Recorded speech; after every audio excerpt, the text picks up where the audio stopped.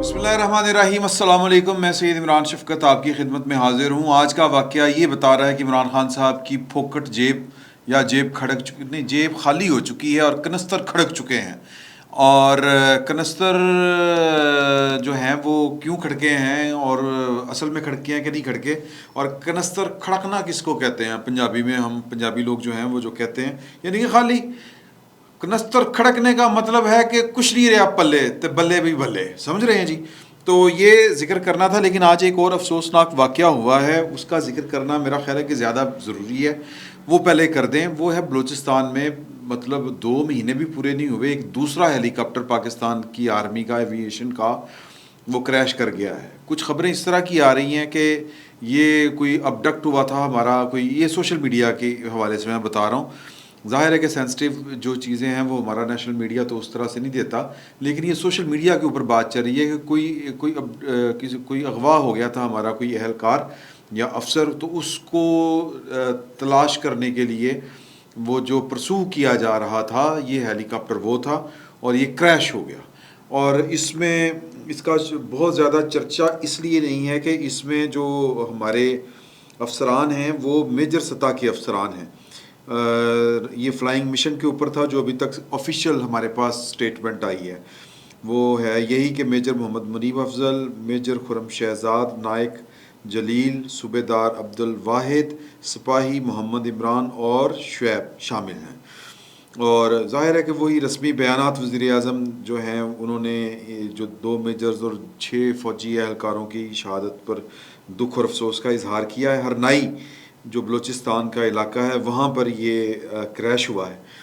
अब इससे पहले 1 अगस्त को जो क्रैश हुआ था हेलीकॉप्टर, वो लेफ्टिनेंट जनरल सरफराज अली जो कोर या कमांडर जो थे सदर्न कमांड के, वो इसमें थे। और ब्रिगेडियर यानी कि मेजर जनरल जो प्रूफ थे, जो तरक्की पा चुके थे, अमजद हनीफ, ब्रिगेडियर मोहम्मद खालिद ये थे, मेजर सईद अहमद थे, मेजर मोहम्मद तलहा मन्नान और नायक थे मुदस्सर फयाज़। तो बहुत बड़ा शोर हुआ और बड़े लोगों ने इस पर जो पीटीआई है इन्होंने तो बड़ा नेगेटिव इन्होंने कंपेन की थी, जिस पर डीजीआईएसपीआर ने इनके जो वो ट्रॉल्स हैं उन्होंने की थी कि फ़लाँ क्यों नहीं बैठा हुआ था, ये हो गया वो हो गया, बड़ी गलाजत किस्म की पर मबनी कंपेन थी। तो तब भी लोगों का ये ख्याल था कि यार ये टारगेट ना किया गया हो, अल्लाह ताला रहम करे, कोई दहशत गर्दी का निशाना ना बन गया हो। लेकिन वो कुछ तो ऑफिशियली भी स्टेटमेंट आई कि नहीं, वजाहत आई कि इस तरह का कोई वाक़या नहीं हुआ, ये बाकायदा क्रैश हुआ है। ओके, लेकिन फिर जो अंदर से भी हमें ख़बरें मिली वो यही थी, जो ज़राए देते हैं कि ये खालिस्तान जो था वो एक मतलब हादसा था, इससे ज़्यादा कुछ नहीं था। लेकिन ये जो दूसरा हेलीकॉप्टर हुआ है ये एक मिशन के ऊपर था, फ्लाइंग मिशन, और ये भी बलूचिस्तान में हुआ तो सर कान खड़े होते हैं। और ये अब दो चीज़ें हो सकती हैं कि जो पहला था, और ये अगर ये भी फ्लाइंग मिशन के दौरान क्रैश हुआ है, हादसा ही है, तो फिर सर कैपेसिटी का मामला है, कैपेबिलिटी का मामला है, या फिर हमारे हेलीकॉप्टर जो हैं वो उनकी मशीनरी क्या नकारा हो गई है, क्या है, इसके ऊपर थोड़ी सी इंक्वायरी होनी चाहिए। लेकिन पाकिस्तान जैसे मुल्क में जब कोई भी बंदा इस तरह की बात करता है तो वो उसको नेशनल इशू बना लिया जाता है, नेशनल सिक्योरिटी का इशू बना लिया जाता है, और जी को वो बंद कमरों में ही बात होगी।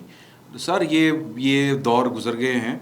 लोग जो हैं वो अपनी फ़ौज से मोहब्बत करते हैं, और लाहौर जो लोग हैं वो अपनी फ़ौज को परफेक्शन के साथ देखना चाहते हैं, परफेक्ट देखना चाहते हैं, जहाँ पर किसी भी किस्म के लूप होल्स ना हों, सिक्योरिटी या फुल प्रूफ सिस्टम्स हों, तो वो देखना चाहते हैं। अगर ये दहशतगर्दी का निशाना बना है तो फिर पाकिस्तान की फ़ौज से लोग तवक्को रखते हैं कि ये दहशतगर्दी क्यों हो रही है। मैं तो खैर ज़ाती तौर पर समझता हूँ कि ये जो दहशतगर्दी है ये एक सियासी बिगड़ा हुआ मसला है। इसको सियासी जो है कि महाज के ऊपर ही ठीक करना पड़ेगा पाकिस्तान को। लेकिन इसके बावजूद जो लोग आपको इस तरह से टारगेट कर रहे हैं उसको जवाबन टारगेट तो करना बनता है। ये वो हमारी तो वो फ़िलासफ़ी नहीं है कि दाएं तरफ वाले गाल पे थप्पड़ पड़ा तो बाएं तरफ वाला कर दें। सर जवाब दें, लेकिन इनको टेबल के ऊपर भी लेके आना चाहिए अगर ये दहशतगर्दी हुई है। तो ये एक सेंसिटिव मामला था, ये मतलब इस पर जो है वो बात होनी चाहिए। और एक और बात के ऊपर भी जो है वो بات ہونی چاہیے، اور وہ معاملہ کیا ہے وہ نیشنل سیکیورٹی کمیٹی جو ہے کابینہ کی وہ ٹیک اپ کر رہی ہے، وہ میں آپ کو آگے چل کے بتاؤں گا۔ فی الوقت عمران خان صاحب کی جو پھوکٹ جیب ہے، خالی جیب، کھڑکا ہوا کنستر، وہ ہمیں کیوں نظر آ رہا ہے کہ یہ ان کے ساتھ ہاتھ ہو گیا ہے؟ سر ان کے پاس اے ٹی ایم مشین کوئی نہیں رہی، اے ٹی ایمز ان کی ساری یا تو دوڑ گئی ہیں یا پھر عمران خان صاحب نے چوس کے پھینک دی ہیں، استعمال کر کے ان کو پھینک دیا ہے، یا پھر جو ہے جو اور عمران خان صاحب کے پاس جو اپنا پیسہ ہے، ظاہر ہے کہ وہ نیازی ہیں، اور نیازی جو ہیں وہ پٹھانوں کے اندر کہتے ہیں کہ وہ پنجابیوں میں جس طرح شیخ ہوتے ہیں کنجوس، میں معافی چاہتا ہوں شیخ برادری سے، وہ فضول پیسہ نہیں خرچ کرتے، تو وہ فضول خرچ نہیں ہوتا ہے، چلو یوں کہہ لیں، تو وہ کہتے ہیں کہ ان کا بھی حال شیخوں جیسا ہوتا ہے۔ تو آپ نیازیوں کے گھر جائیں، کہتے ہیں میں سوری میں کسی کمیونٹی کو ٹارگٹ نہیں کر رہا پلیز، عمران خان صاحب کی جو آتے ہیں وہ سر ایک ٹیڈی پیسہ نہیں خرچ کرتے کسی کے اوپر، اپنے اوپر وہ کرتے ہوں گے لیکن اندرون خانہ وہ بھی پبلکلی نہیں کرتے ہوتے۔ تو ان سے کوئی پوچھے، وہ پچھلی دفعہ بیٹھک میں کہا تھا یار یہ اتنے آپ کے جو ہیں شپا جس کو ہم کہتے ہیں کہ ناز نخرے اور لائف سٹائل کس طرح کا ہے، کہاں سے آتے ہیں اس کے لیے پیسے، کون دیتا ہے اس کے لیے پیسے، جھمکے یاد ہے کہاں سے آئے ہیں یہ جھمکے؟ تو عمران خان صاحب کو کوئی نہیں پوچھتا کہ کہاں سے آئے ہیں یہ جھمکے، کس نے دیے ہیں یہ جھمکے؟ تو خان صاحب کے جو جھمکے ہیں وہ مطلب مشینوں کی کمائی، امریکہ تو وہ خیر وہ بات بار میں یہ والی بات کرتا ہوں کہ عمران خان صاحب کی کرپشن کی داستانوں کے جب راز کھلیں گے تو سر لوگ توبہ توبہ کر اٹھیں گے، لوگ بھول جائیں گے یہ جو پی ٹی آئی اور پاکستان مسلم لیگ نون اور پیپلز پارٹی کے اوپر جو الزامات لگتے ہیں، یہ جب عمران خان صاحب کی تفصیلات سامنے آئیں گی تو سر بہت آپ کو نشہ آئے گا، مزہ آئے گا، آپ جھوم اٹھیں گے۔ تو آج نا یہ انہوں نے جو جی سی یونیورسٹی جو گورنمنٹ کالج لاہور ہوا کرتا تھا، اب اس کو یونیورسٹی کا درجہ دے دیا گیا ہے کافی عرصے سے، وہاں پر انہوں نے ایک جلسہ بیٹا خالد ارسلان کی قیادت میں، اور وہاں کے جو اصغر زیدی صاحب ہیں غالباً جو چانسلر ہیں، وائس چانسلر ہیں، ان کو انہوں نے ایک جلسہ ان کا کروایا اسٹوڈنٹس کے لیے۔ دیکھیں پولیٹیکل لیڈر اس طرح کے انسٹیٹیوشنز میں جاتے ہیں، لیکن وہ جا کر بات کرتے ہیں، کوئی ویژنری بات کرتے ہیں، وہ کیریئر اورینٹیڈ بات کرتے ہیں، وہ کوئی ایجوکیشن کی بات کرتے ہیں، کوئی سمجھنے سمجھانے کی بات کرتے ہیں، وہ اپنا پولیٹیکل ایجنڈا وہاں پر جا کے بیان کرنا شروع نہیں کرتے۔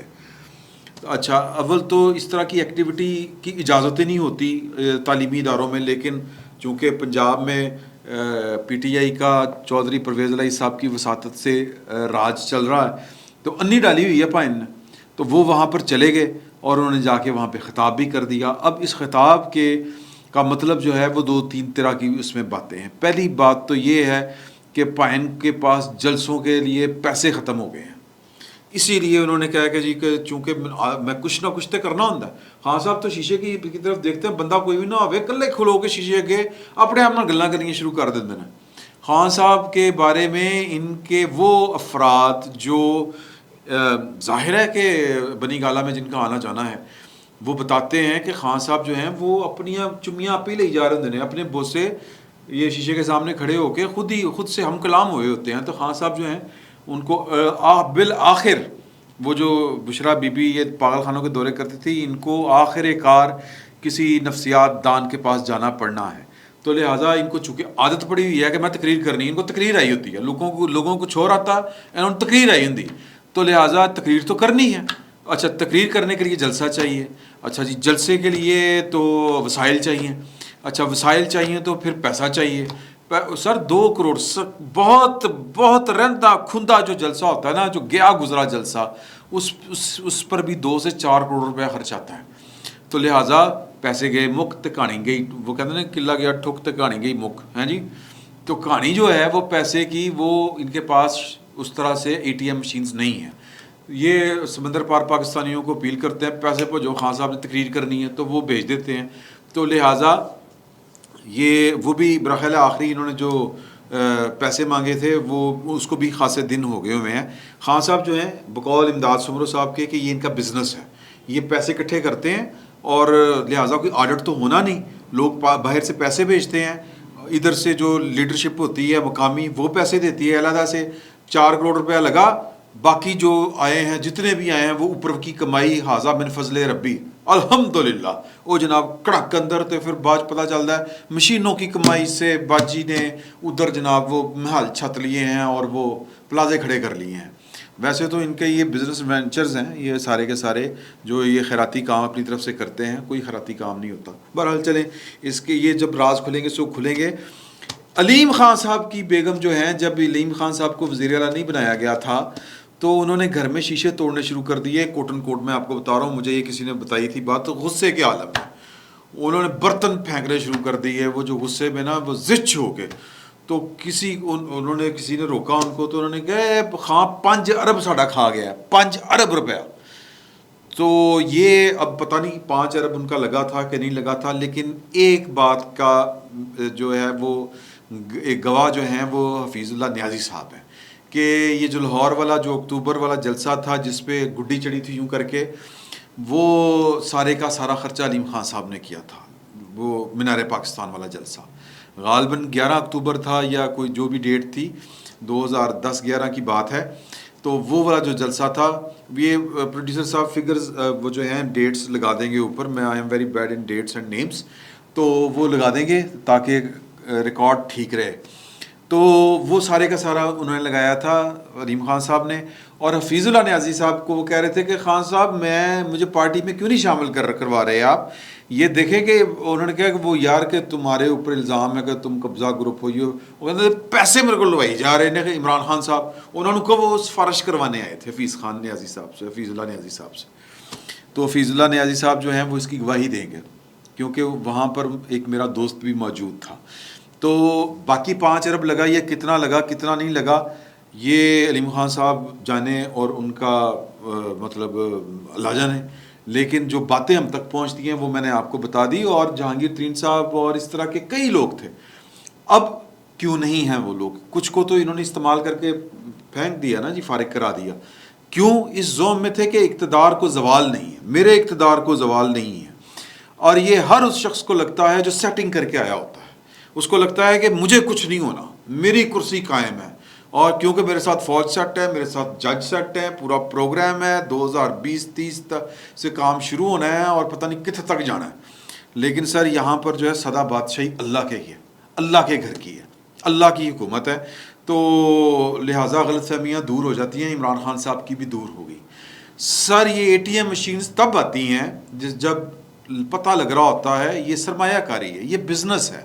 بزنس مین جو ہے وہ گھاٹے کا سودا نہیں کرتا, یہ اسی وقت پیسے لگاتا ہے جب اس کو یقین دلا دیا جائے کہ اس پر پیسے لگاؤ گے تو پیسہ واپس آئے گا, ڈبل ٹرپل ہو کے واپس آئے گا. یہ جو دنیا بھر کی ڈیموکریسی ہے اس کا جو وائرس ہے وہ یہی ہے. ملٹی نیشنل کمپنیز امریکہ برطانیہ ہر جگہ کے اوپر وہ ڈونیشن دیتے ہیں اور پھر جناب جب ان کا امیدوار جیتتا ہے تو پھر وہ موج بھی کرتے ہیں. اس طرح کی پالیسیز بنتی ہیں کہ ان کو فائدہ ہو. عمران خان صاحب کو یہ کیوں کرتے تھے ہر بات کے اوپر, کنسٹرکشن جو وہ ہمارا سیکشن ہے, کنسٹرکشن جو انڈسٹری ہے یہ والی, یہ اس کو میں نے پیکج دینا ہے. یہ جب کنسٹرکشن ہوتی ہے تو سر ملک ریاض دی گریٹ جو تھے وہ ان کی پارٹی تھے. ویسے تو وہ سب کی پارٹی ہیں, وہ سرمایہ وہ ATM مشین تھے ان کے, اور وہ اسی لیے ان کو فائدہ پہنچانے کے لیے سارے کام کیا کرتے تھے. تو اب عمران خان صاحب کے پاس ATM مشین اس لیے نہیں ہے کہ پہلے ظہیر الاسلام صاحب, شجاع پاشا صاحب, فلاں فلاں فلاں, سمجھ رہے ہیں.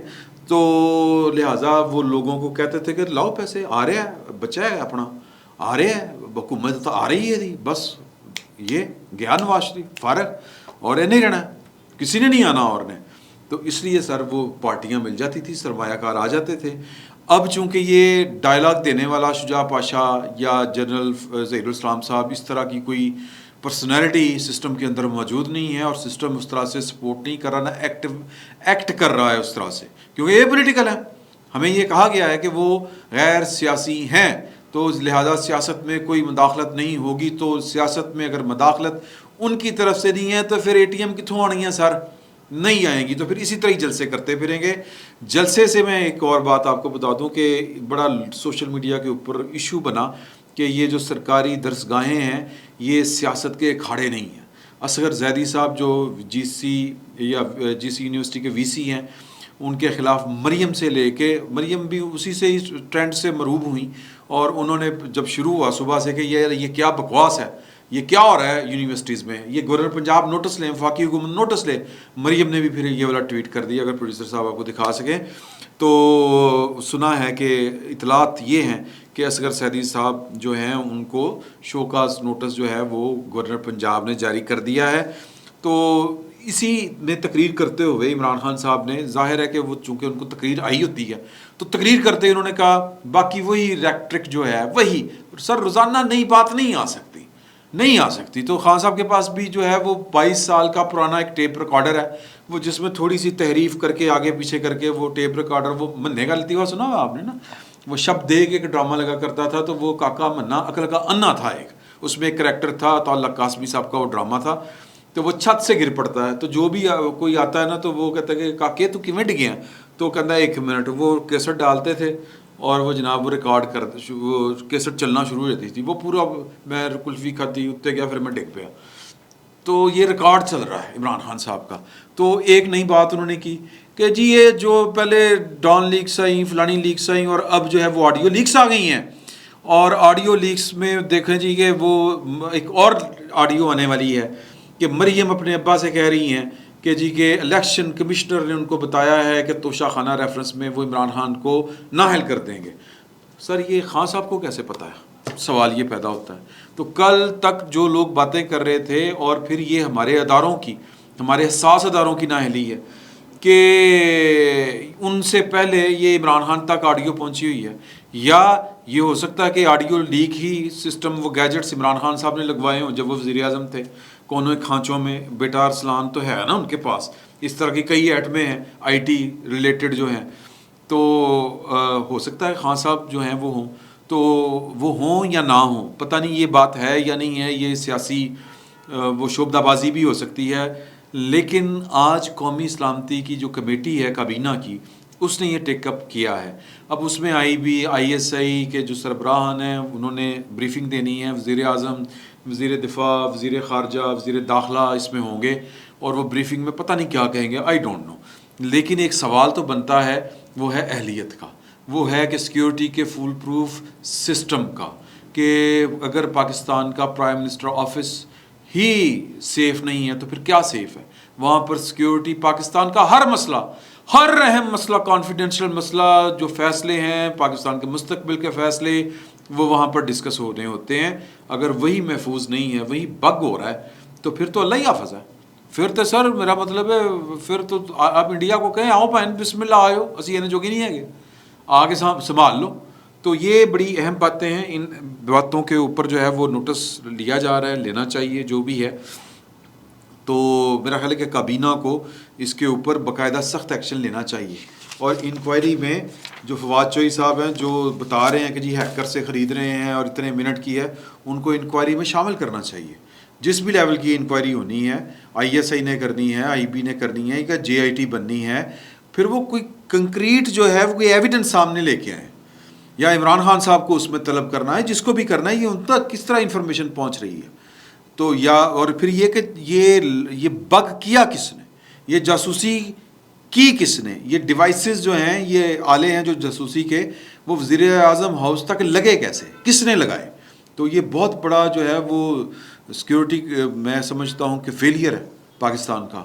تو اس کے اوپر تو سر معطلیاں شتلیاں نہیں، سیدھیاں نوکریاں لینیاں بنਦੀਆਂ ہیں. وہ جو بھی ذمہ دار ہے، وہ کوئی بڑا ہے یا چھوٹا، کہ دیکھنا چاہیے ان کو. لیکن ظاہر ہے کہ پاکستان ہے، یہاں پر پاکستان ٹوٹ گیا تھا تو اس کی انکوائری بھی نہیں ہوئی اور نہ کسی کو سزا ملی. تو یہ تو بڑی چھوٹی سی بات ہے، تو ٹیپ لیک ہوئی، کچھ بھی نہیں ہونا. لیکن چلو شغل تو لگ گیا. فی الوقت اتنا ہی. بہت بہت شکریہ آپ کا.